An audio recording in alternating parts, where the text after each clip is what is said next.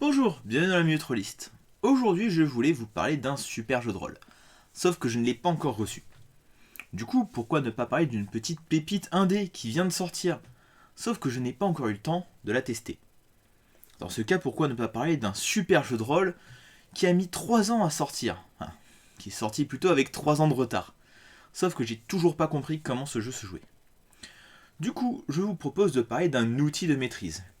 Aujourd'hui, on va parler d'Imagia. C'est la Minute Rolliste. Comme vous l'aurez compris, Imagia n'est pas vraiment un jeu de rôle. C'est un ensemble de cartes illustrées pouvant servir à faire beaucoup de choses. Et toutes leurs utilisations possibles sont réunies sur ces 4 cartes. L'utilisation la plus logique d'un tel deck de cartes, c'est pour faire de la divination. Vous avez envie de donner des indices à vos joueurs? Donnez-leur quelques cartes et laissez-les se débrouiller avec. Cependant, l'utilisation la moins logique, c'est l'altération. Les joueurs vont pouvoir choisir une carte dans le deck qui va servir de point d'ancrage à leur groupe. Ça peut être un petit peu particulier à utiliser, mais pourquoi pas. Une utilisation aussi intéressante que rigolote, c'est d'ajouter des éléments narratifs dans l'histoire. Donnez 2 cartes à chacun de vos joueurs en début de partie, et à tout moment ils pourront utiliser l'une de ces 2 cartes pour rajouter des éléments narratifs à l'histoire. Cela peut être un peu casse-gueule pour le maître du jeu s'il n'est pas très fort en improvisation, et il faudra faire ça avec des joueurs qui sont capables de gérer eux-mêmes leur propre narration, histoire qu'ils n'ajoutent pas tout et n'importe quoi. Sauf si vous jouez dans un univers onirique ou réellement orienté vers ce genre de délire. Enfin, la raison principale pour laquelle je me suis procuré Imagia, la création de scénario. Piochez quelques cartes, organisez-les, et voyez émerger un scénario créé à l'improviste. Ça peut être un travail de maîtrise assez intéressante, mais à double tranchant.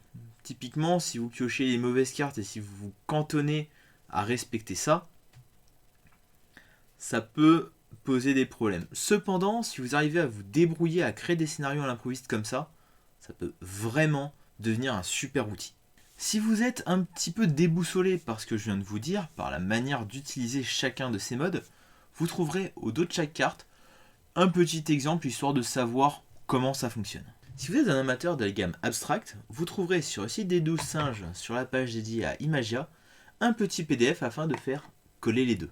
Imagia coûte 9,90€, sachant qu'il est encore disponible dans le commerce, même si je ne l'ai trouvé pour le moment que sur le site des 12 singes. Petit lien en description. Imagia, qu'est-ce que j'en pense?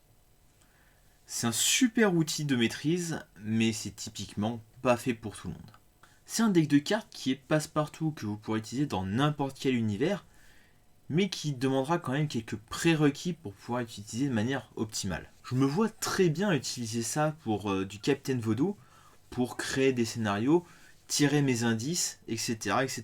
Du coup, pour 10€, Imagia est un très bon investissement et je vous le conseille. Cependant, faites attention dans quelles circonstances vous l'utiliserez. Sur ce, je vous dis à la semaine prochaine pour une nouvelle Minute Rolliste où nous parlerons du jeu de rôle qui possède, selon moi, la meilleure DA du game. Ciao.